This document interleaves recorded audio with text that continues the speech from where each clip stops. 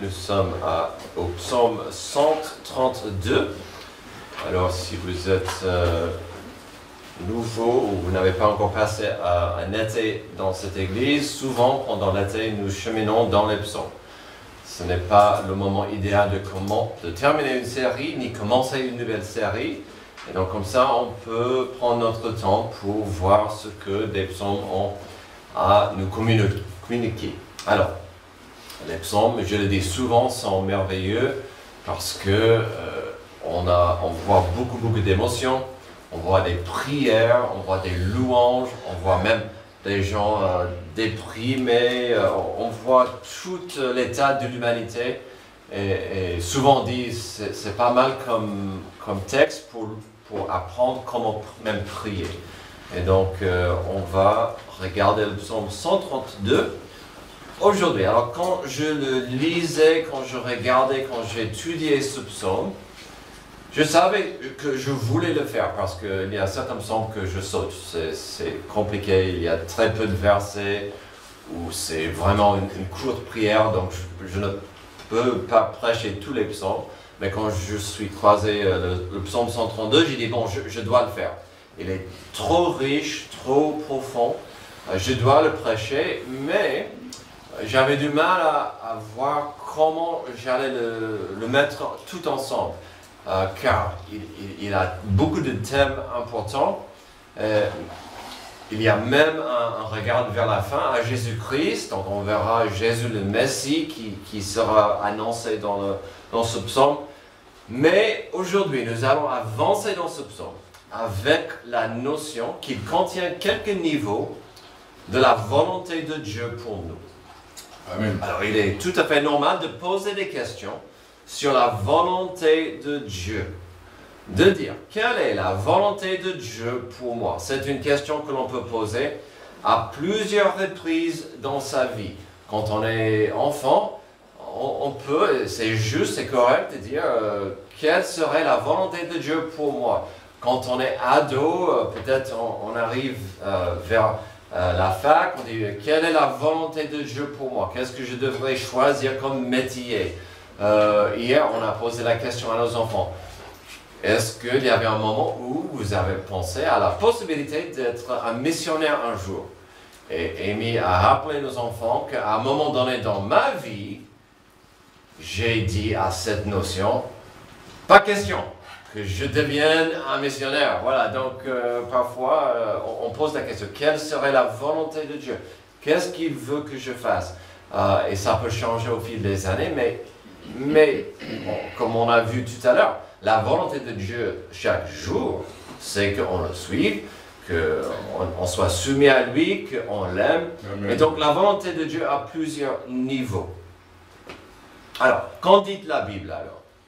Devrions-nous prendre par exemple les 10 commandements comme la volonté de Dieu pour moi? Beaucoup de gens, peut-être l'homme de la rue dirait, ok, la volonté de Dieu pour moi serait les 10 commandements. Il aurait du mal à citer les 10, c'est pas grave, mais il dirait, voilà, voici la volonté de Dieu pour moi, résumée en 10 commandements. Pas le film, mais voilà, les 11 commandements, je pense. Mais bon, ça c'est autre chose. Si on fera ça, il faut aussi comprendre que Jésus a dit, sur 2 commandements, entre les 613 lois et commandements. Alors, la loi de Moïse avait 613 lois. 365, il ne faut pas faire. Et l'autre chiffre, il faut faire. Et donc, il y avait 365, il ne faut pas faire. Donc, la blague, c'est un pour chaque jour de l'année. Mais avec 613 lois, Jésus a dit, mais franchement, il n'y en a que 2. Si vous suivez ces 2 lois, ça sera assez. Et donc, vous connaissez, c'est une de nos valeurs, une de nos valeurs, un de nos piliers, de nos poteaux, c'est l'amour au carré. C'est-à-dire, Jésus a dit, c'est clair, il faut aimer Dieu profondément et aimer ton prochain pratiquement. Aimer Dieu avec tout ton être, aimer ton prochain comme toi-même. Chose qui n'est pas si facile que ça, mais il y a ces 2 commandements. Ça, c'est la volonté de Dieu pour vous, pour moi. Récemment, je reviens pas mal à Michée 6, 8, qui résume très bien quelques attentes de Dieu pour nous.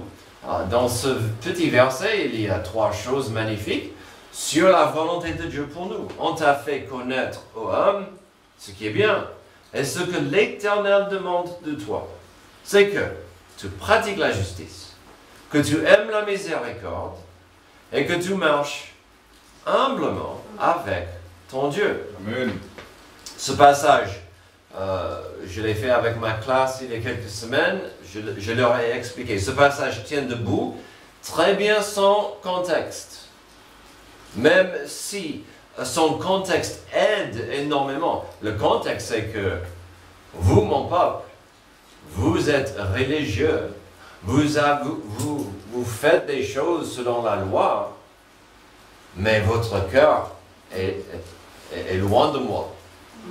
Je n'ai pas besoin de beaucoup de religion. Je n'ai pas besoin d'être impressionné par vos gestes, que je vois la miséricorde, que je vois l'humilité, que je vois ces choses très simples, que tu marches avec moi. Mais ce petit passage en Michée nous rappelle d'une vérité toute simple dans la parole de Dieu. Une vérité que nous allons voir dans notre psaume aujourd'hui. C'est une vérité qui est applicable et précieuse pour un individu, chacun de nous, mais aussi pour une communauté.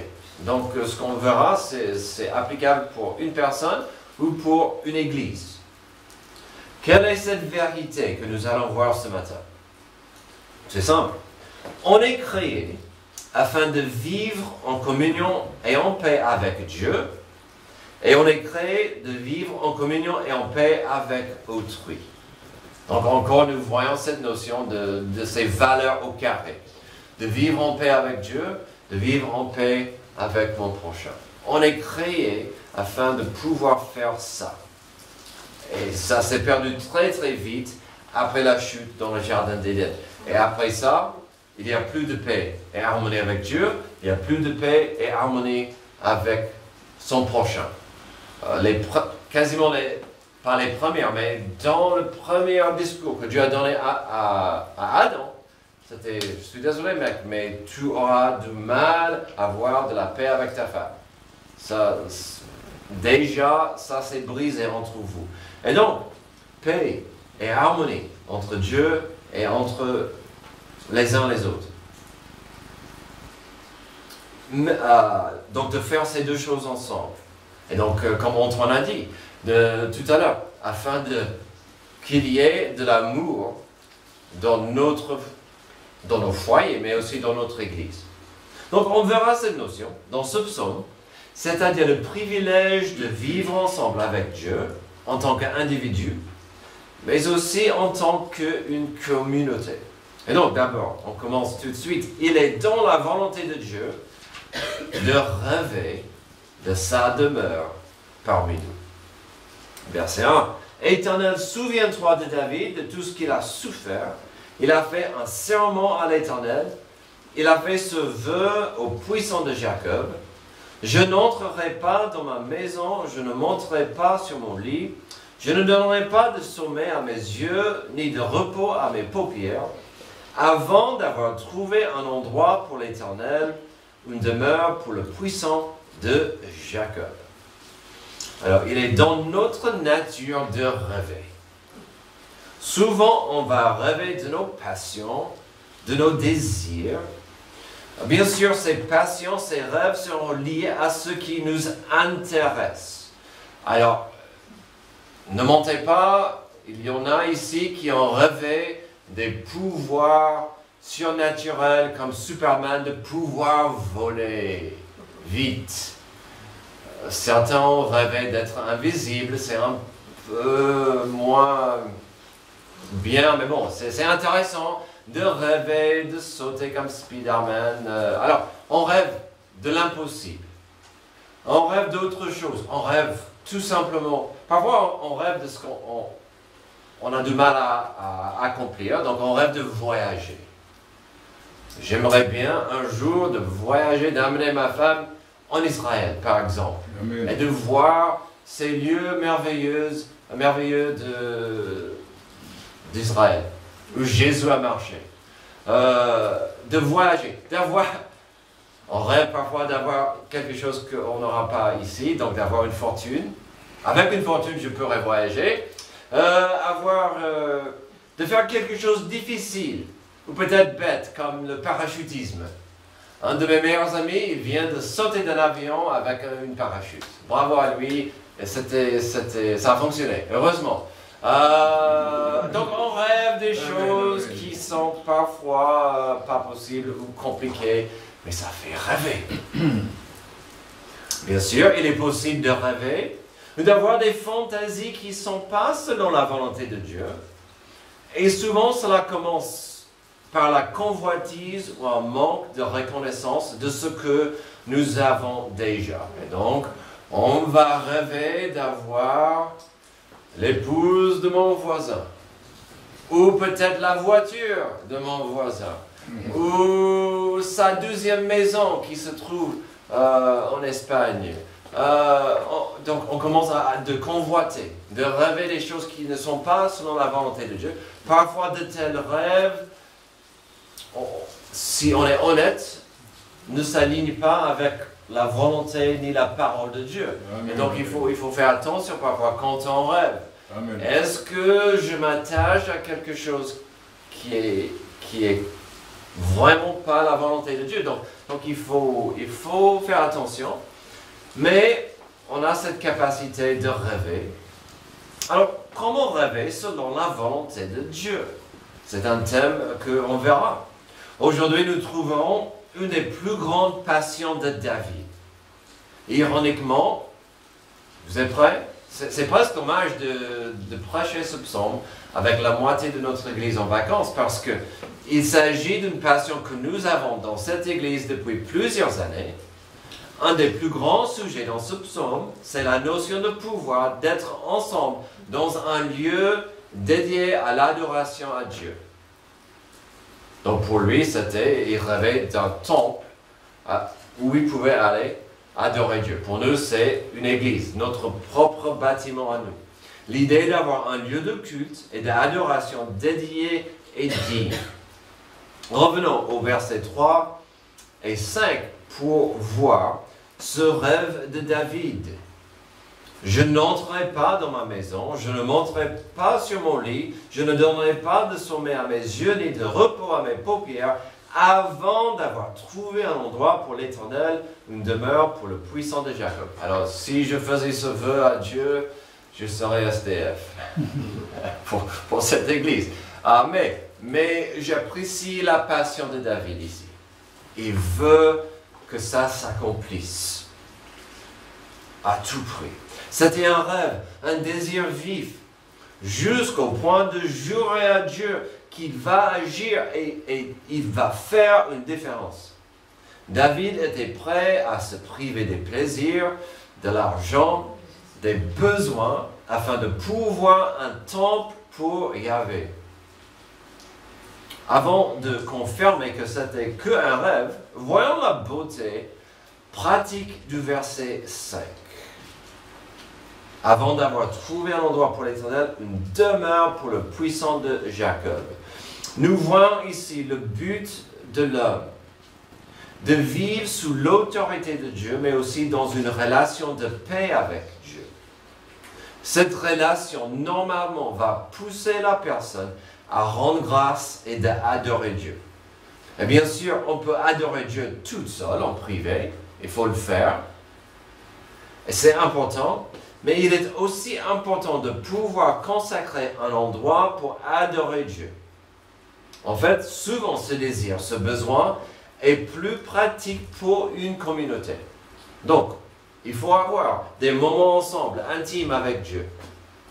Mais Dieu nous a créés d'être ensemble, de louer Dieu ensemble, d'adorer Dieu ensemble, de chanter pour la gloire de Dieu ensemble. Et de nos jours, c'est l'Église.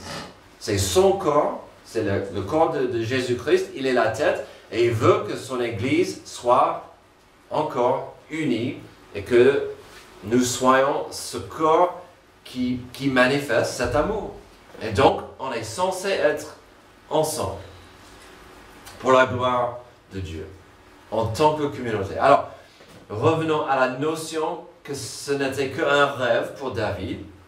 La Bible, si vous voulez le lire, c'est dans 1 Chronique 22. La Bible nous en dit plus du rêve, mais pourquoi il devait rester qu'un rêve? David, il était sur le trône, il avait plus de paix, il avait plus d'ennemis autour de lui. Il a dit, alors, je dois bâtir, je dois voir le jour de mon rêve. Je vais bâtir un temple pour Dieu. Quelque chose de magnifique et incroyable. Et Dieu a envoyé son prophète pour lui dire, écoute, j'admire ta passion, j'admire ton désir, ton rêve de réaliser ça. Le problème c'est, tu étais un homme de guerre.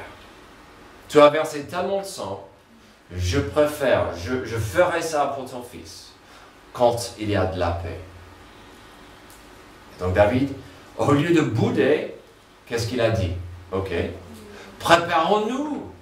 Il a mis des choses ensemble. Il a préparé les architectes, il a parlé à un autre roi pour donner du bois, des matériaux. Il a fait tout ce qu'il pouvait afin de voir le jour. Donc, il était prêt à faire le maximum pour son rêve. Alors, on peut trouver du réconfort ici, de voir qu'une passion pour Dieu se traduira dans le désir de faire quoi? De vouloir partager et proclamer cette passion aux autres.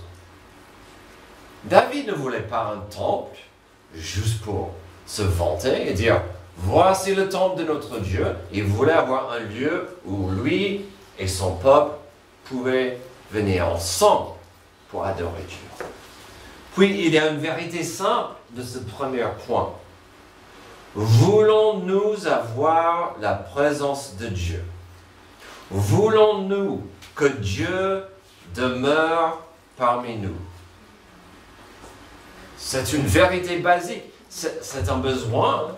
Et si on est honnête et dire, oui, j'ai besoin de Dieu dans ma vie chaque jour, tant mieux. Votre vie sera plus simple et plus joyeuse si vous dites, j'ai besoin de Dieu dans ma vie aujourd'hui. Mais tant que les gens ont du mal à comprendre que je veux que Dieu demeure dans ma vie, autour de moi, dans ma vie, la vie devient plus compliquée. Quoi d'autre? Que pouvons-nous apprendre de ce psaume sur la volonté de Dieu pour nous et nos passions? Il est dans la volonté de Dieu, deuxième, de se rassembler à sa demeure parmi nous. On verra un bel appel ici. Verset 6. Oui, nous avons appris que l'arche était à Ephrata, nous l'avons trouvée dans les champs de Jar. Allons à la demeure du Seigneur. Prosternons-nous à ses pieds. Lève-toi, Éternel, viens à ton lieu de repos. Toi et l'arche où réside ta force. Que tes prêtres aient la justice pour habit. Et que tes fidèles poussent des cris de joie. Si la première partie du psaume était plus personnelle, avec cette notion de David et son vœu, son serment, ici on voit que cela va se répandre à la communauté. Si David rêvait d'un lieu, un endroit plus permanent, plus digne, on peut constater tout de suite qu'un lieu existait quand même pour des cultes. Qu'avait-il Israël, le peuple, comme endroit pour Dieu? Normalement, ce lieu était à Jérusalem. Et on va en revenir dans quelques moments. Mais d'abord, il y a le verset 6 à voir. Car le verset 6 est révélateur. Le verset 6 nous montre l'importance pour David et la communauté d'avoir un lieu dédié pour l'arche et pour Dieu. Déjà au verset 6, on peut constater plus sur la motivation de David, car il décrit l'histoire un peu triste de l'arche de l'Alliance qui se trouve dans 1 Samuel 4, 5 et 6. 1 Samuel 4, c'est bizarre comme histoire, car Israël devait faire la bataille, la guerre contre les Philistins. Et ils avaient peur. Les Philistins étaient plus puissants, plus nombreux. Et qu'est-ce qu'ils ont dit? Ah, allons chercher l'arche de Dieu. on va amener l'arche de Dieu dans la bataille avec nous, ça sera notre arme secrète, notre arme toute puissante. Et ils ont crié comme c'est pas possible, ils ont crié car nous avons l'arche, ça sera notre arme secrète. Ils ont crié si fort que les Philistins ont pris peur. Mais ce n'était que l'idolâtrie. Ce n'était pas le plan de Dieu, la volonté de Dieu, qu'ils amènent l'arche au combat. Et ça a échoué. Ils ont pris la fuite et les Philistins ont capturé l'arche. Donc ça se trouve au chapitre 4. Le chapitre 5 est drôle, car les Philistins ont mis l'arche dans un temple. On a gagné. Et qu'est-ce qui s'est passé? Leur Dieu, le lendemain, il est tombé sur sa face. Ils l'ont remis. Deuxième jour, il n'avait plus de main. Troisième jour, plus de pieds. Ça le rendait nerveux, car il y avait quand même quelque chose qui se passait. Il commençait à mettre l'arche, envoie à quelqu'un d'autre, au prince. Et partout où l'arche est passée, les gens avaient des gros problèmes de santé. Et donc, on l'a mené ici, on l'a mené là, et personne ne voulait garder l'arche de Dieu, de Yahvé, car là où il le mettait, les gens avaient des problèmes. Donc, Dieu était à l'œuvre quand même. Finalement, ils ont dit, ça y est, on ne peut plus, on l'a laissé, et ils l'ont mis sur des animaux, et les animaux sont allés tout de suite pas à Jérusalem, en Israël. Et donc, le chapitre 6, c'est là où l'arche est arrivée on a vu à Ephrata, là où l'arche a passé quand même 20 ans. Quand vous lisez, c'est pas clair, mais ça a passé 20 ans, et ça a pris 20 ans pour qu'elle revienne à Jérusalem, là où il devait être. David a insisté, il faut qu'elle soit ici. Donc, voici un peu le verset 6. Dans un verset, vous avez 20 ans d'histoire. Un peu triste, mais quand même qui rend gloire à Dieu. Finalement, nous savons que l'arche était remise dans le sanctuaire à Jérusalem, que la capitale était l'endroit pour l'adoration corporelle. C'est intéressant de voir combien de fois on peut constater dans notre passage le mot « nous » ou la conjugation de « nous » au verset 6 et 7. Et quel est le but de dire « nous » ? Qu'est-ce qu'on est censé faire ensemble au verset 7 ? Allons, c'est magnifique, allons tous ensemble à la demeure du Seigneur où on va prosterner. Nous, allons, prosternons. C'est aussi simple que ça. C'est un appel à tout le monde. Que notre famille, que notre communauté, qu'on y aille ensemble pour adorer Dieu. Ensemble, nous allons et nous nous prosternons devant Dieu, ensemble. Mais après cet appel collectif au peuple, le psalmiste tourne vers Dieu et vers ses serviteurs et finalement aux fidèles. Dans les versets 8 et 9, « Lève-toi, Éternel, viens à ton lieu de repos, toi et l'arche où réside ta force. » Donc ça, c'est magnifique. Dieu, on te supplie, viens, bénis ce lieu. Verset 9, « Que tes prêtres aient la justice pour habit. » Alors, il ne faut pas rater l'importance de ce verset. Il n'a pas dit que tes prêtres soient habillés dans les robes glorieuses et magnifiques, que tes prêtres se présentent comme les paons, que tes prêtres soient habillés en justice, qu'ils soient dignes afin de nous guider dans l'adoration. Et finalement, le dernier appel, c'est au peuple. Au peuple. Que tes fidèles poussent des cris de joie. Quand nous pouvons ensemble aller dans un endroit pour adorer Dieu, il y a la joie. Il y a la joie. N'est-ce pas intéressant de voir que David fait appel d'abord à Dieu de venir et de bénir leurs efforts et le lieu. C'est pour la gloire de Dieu, pas pour vanter de ce que l'homme a fait ou peut faire. Et ensuite, on voit qu'il fait appel aux serviteurs de Dieu d'agir dans le service au carré. On parle souvent de nos poteaux. Et qu'est-ce qu'il dit aux gens, aux serviteurs, aux prêtres? Vous devez servir Dieu et servir votre prochain correctement, pour des bonnes raisons. Puis il rappelle des gens de louer l'Éternel avec joie. On ne peut pas louer Dieu autrement qu'avec la joie. Que les choses soient en place, que tout le monde comprenne l'importance de louer Dieu ensemble. Terminons. Il est dans la volonté, troisièmement, il est dans la volonté de Dieu de regarder vers sa demeure future. Verset 10. À cause de ton serviteur David, ne repousse pas celui que tu as désigné par onction. L'Éternel a fait ce serment véridique à David, et il ne reviendra pas sur ce qu'il a promis. Je mettrai sur ton trône un de tes enfants. Si tes fils respectent mon alliance et les instructions que je leur donne, leurs fils aussi seront assis pour toujours sur ton trône.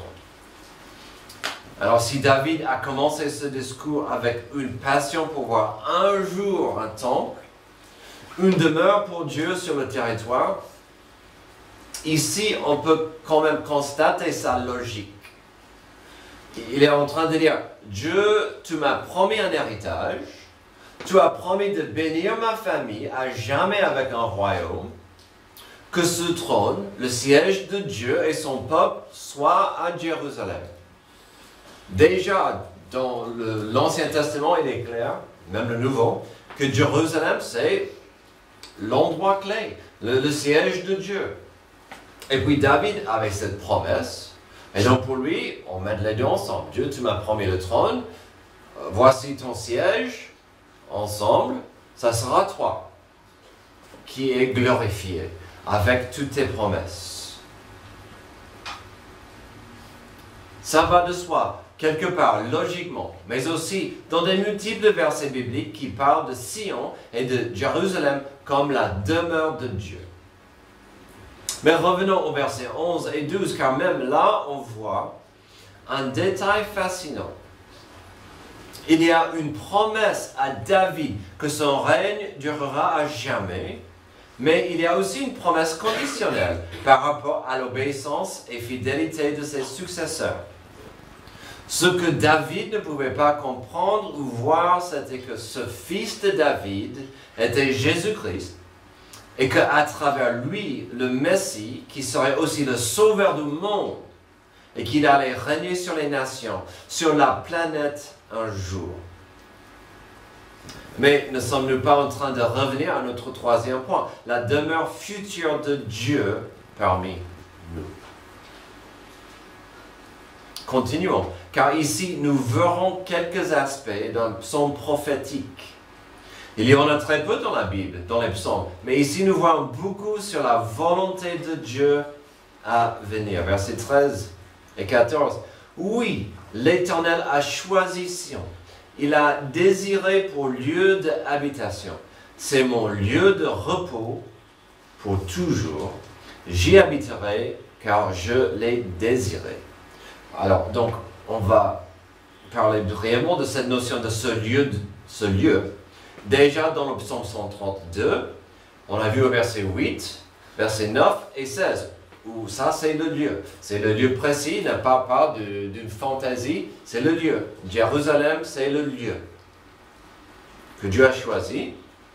Et puis, il parle du repos. Et ceci est cité en 1 Chronique 28, 2, Ésaïe 11, 10 et Ésaïe 66, 1, où on voit que la volonté de Dieu, c'est qu'il ait un lieu à Jérusalem de repos. Pour qu'il ait du repos, il doit avoir de la paix. Alors, bien sûr, aujourd'hui, Jérusalem, ce n'est pas un endroit de paix, car il attend le Messie, le Sauveur. Mais on peut être confiant sur Dieu et sa promesse. Terminons ce troisième point et notre passage avec les versets 15 à 18. Ce que nous verrons sera encore un regard à l'avenir. Je bénirai sa nourriture. Je rassasierai de pain ses pauvres. Je revêtirai ses prêtres du salut et ses fidèles pousseront des cris de joie. Là, je ferai grandir la puissance de David. Je préparerai un successeur pour celui que j'ai désigné par onction. Je donnerai la honte pour vêtement à ses ennemis, tandis que sur son front brillera sa couronne. Ce qui est intéressant, c'est que pendant le règne de son fils Salomon, on peut découvrir ces choses. Donc, certains sceptiques vont dire, oui, mais ces promesses ont été réalisées pendant la vie de Salomon. Cette promesse a trouvé un accomplissement partiel dans la vie de Salomon, certes, puis aussi avec certains des successeurs de David qui l'ont suivi sur le trône d'Israël. Mais quand vous voyez l'histoire du trône à Jérusalem, c'était comme une montagne russe. Les rois qui faisaient du bien, les rois qui faisaient du mal. Il y avait du mal de voir quelqu'un qui était fidèle et que la famille de David reste fidèle à Dieu. Et donc, il parle bien sûr, long terme, c'est le Messie qui accomplira toutes ces choses selon la volonté et la sagesse de l'Éternel. Ces prophéties se trouvent, par exemple, en Ésaïe 4, 2, Jérémie 23, 5, 33, 15, Zachée 3, 8 et 6, 12 et 13. Mais ce que les versets 15 à 18 décrivent est vraiment un paradis sur terre, chose qui viendra un jour quand Jésus aura son royaume sur terre. Au verset 15, il y a la nourriture. Je rassasierai de pain ses pauvres. Il n'y aura plus de problème de faim. Je revêtirai ses prêtres de salut. Tout à l'heure, il a dit que les prêtres portent la justice. On voit un peu la même idée. Les prêtres de Dieu auront le salut. Ils vont porter le salut. Et ses fidèles pousseront des cris de joie. C'est magnifique, c'est incroyable ce que nous voyons dans ce passage. Chose que Dieu va accomplir un jour avec le nouveau temple dans la nouvelle Jérusalem. Parfois, je vous rappelle que c'est important de comprendre que dans la volonté de Dieu, il y a son plan de restauration et de rédemption. Dans ce plan, on peut tracer son désir que nous ayons, que nous revenions à la paix et la beauté du Jardin d'Éden. Genèse 1 à 3 est tellement important à comprendre. On voit Dieu qui crée le monde est parfait, le Jardin d'Éden était magnifique et l'homme n'avait pas besoin d'aller plus loin que la portée de Dieu pour chercher sa bonheur, sa paix, ses besoins. Adam et Ève avaient tout ce dont ils avaient besoin. Sans stress, sans problème, sans insécurité. Et quand le péché est entré dans le monde, ça a brisé cette intimité, ça a brisé l'harmonie, ça a brisé la paix entre Dieu et l'homme, et ça a brisé la paix entre nous et la planète. Et donc, le message de la Bible, dès Genèse 3 jusqu'à l'Apocalypse, c'est la rédemption.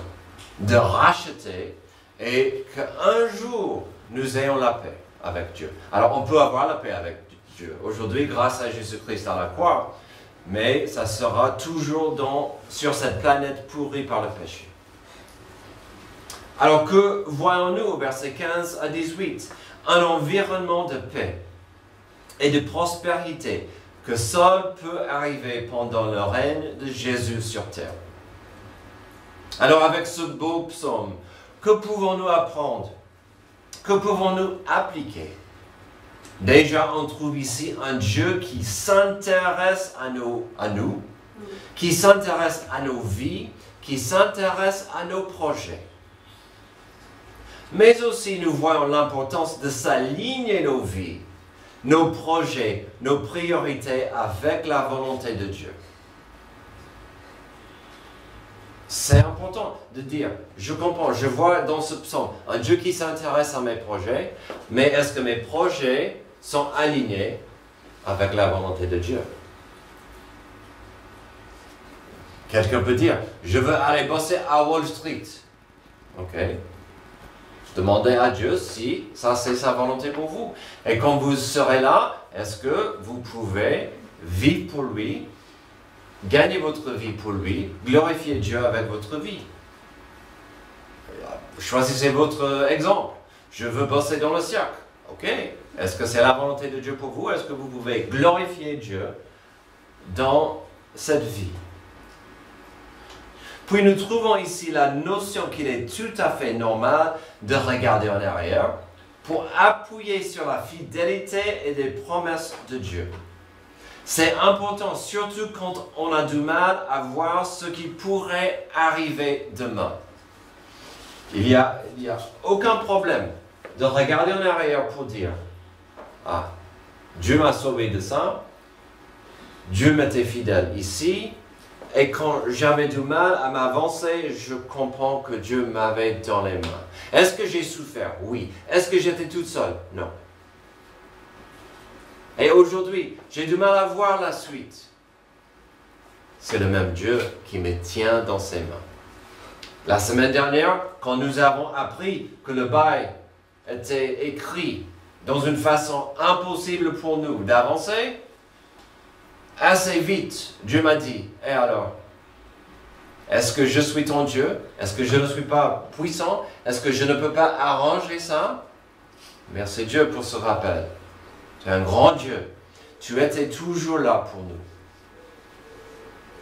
On trouve aussi, en parlant de cela, l'importance de préparer pour le futur, de s'investir, de planifier, d'organiser tout ce qu'on peut pour un avenir en tant que communauté. Mais quel avenir? Un avenir où l'homme et sa communauté peuvent entrer en communion avec Dieu.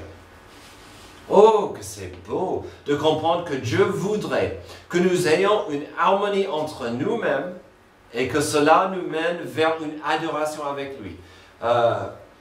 On le dit souvent, et parfois Marilyn le dit. On veut voir, Robert te dit la même chose, je veux voir notre bâtiment. J'ai hâte de voir le bâtiment. Pas que nous soyons à l'aise et dire, ah, enfin.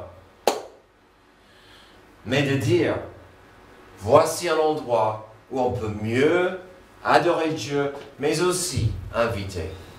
Inviter et aider d'autres gens à comprendre que Dieu est là et qu'il a cet amour profond pour eux.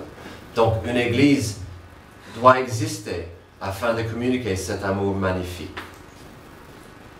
Terminons avec ceci en tête. Dans un des événements les plus frappants et profonds de l'histoire de notre planète, il y avait la tour de Babel. C'était quoi la tour? Et pourquoi est-ce qu'elle était si problématique? Après, Dieu a sauvé Noé et sa famille du déluge. Il a dit, répandez-vous partout dans la terre. Remplissez la terre. Et assez vite après, qu'est-ce que l'homme a dit? Restons ensemble. Et on ne va pas juste rester ensemble. Construisons une tour qui ira jusqu'au ciel. Pourquoi? Faisons un nom pour nous. On peut tout faire. On peut construire cela afin d'être grand et glorieux et magnifique pour notre fierté, notre orgueil. Et Dieu a dit, déjà vous êtes dans la rébellion, mais cette attitude est totalement pourrie. Cette attitude est quasiment satanique de dire, glorifions-nous, construisons-nous une magnifique tour à notre nom, à notre image. C'était le message du serpent dans le jardin d'Éden. Et donc Dieu, malheureusement, il a fait ce qu'il a fait à la tour. Et donc, voilà, j'ai du mal parfois à vous communiquer en français. C'est grâce à cause de ça. C'est pas grave. Ici, dans notre passage, nous voyons un projet avec des passions similaires. De construire un lieu, d'avoir un édifice, de bâtir un endroit pour que les gens viennent ensemble pour la glorification. Mais quelle est la différence? À la tour de Babel, c'était faisons ça pour notre gloire. Tandis que David et le peuple a dit, construisons pas pour notre gloire, mais pour glorifier Dieu, pour mieux, ensemble, en tant que famille, que nous ayons un endroit pour mieux glorifier Dieu, pour que nous soyons humiliés et dans cette démarche avec lui. Amen. Tout revient à la gloire de Dieu. Amen. Tout revient. Que ce soit un lieu de construction, que ce soit votre foyer, que ce soit vos plans pour le futur. Tout doit tourner autour de la gloire de Dieu. Okay. Merci Dieu pour ce beau rappel de l'importance de planifier, de rêver même, d'avoir des passions qui sont liées à toi. De vouloir voir le jour où nous pouvons ensemble être dans la joie. Et que nous pouvons ensemble dire au monde, venez avec moi à la demeure de Dieu. Pour que vous aussi vous ayez, pour que vous aussi vous goûtiez cette joie. Aide-nous à appliquer ces rêves et ces projets et d'être prêts à être utilisés pour ta gloire, pour ton plan. C'est dans le nom de Jésus que j'ai prié. Amen. Amen. Levez-vous.